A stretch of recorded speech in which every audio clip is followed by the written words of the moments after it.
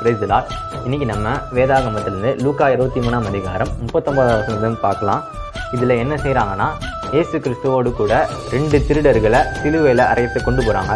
அவரை சிலுவையில் அரைஞ்சிட்ட பிறகு ஒரு திருடன் என்ன சொல்கிறான்னா, அதில் ஒரு திருடன் என்ன சொல்கிறான்னா, நீ கிறிஸ்துவனால் உன்னையும் எங்களையும் ரட்சித்துக்கொள் என்று அவரை எழுந்தான். அவன் நீ இயேசுவை பார்த்து நீ தெய்வமானால் என்னையும் உங்களையும் ரட்சித்துக்கொள் அப்படின்னு சொல்கிறான். அப்போது இன்னொரு திருடன் என்ன சொல்கிறான்னா, இந்த ஆக்கினைக்குட்பட்டவனாக இருந்தும் நீ தேவனுக்கு பயப்படுகிறது இல்லையா, உனக்கு என்ன, நீ திருடனை உனக்கு பனிஷ்மெண்ட் கிடைச்சிச்சு, ஆனாலும் நீ கடவுளுக்கு பயப்படுறது இல்லையா அப்படின்னு கேட்குறான். நாமோ நியாயமானபடி தண்டிக்கப்படுகிறோம், நம்ம திருடிட்டோம், நமக்கு நியாயமானபடி நமக்கு தண்டனை கிடைக்கிது.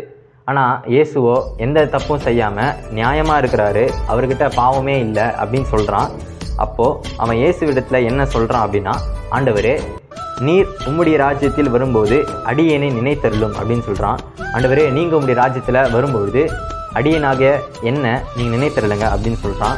அப்போ இயேசு அவனிடத்தில் என்ன சொல்கிறாருன்னா, இன்னைக்கு நீ என்னோட கூட பரதீசில் இருப்பா, அதாவது நீ இன்னைக்கு என் கூட பரலோகத்தில் இருப்ப அப்படின்னு சொல்கிறாரு. இயேசு என்ன சொல்கிறாருன்னா, ஆமென்.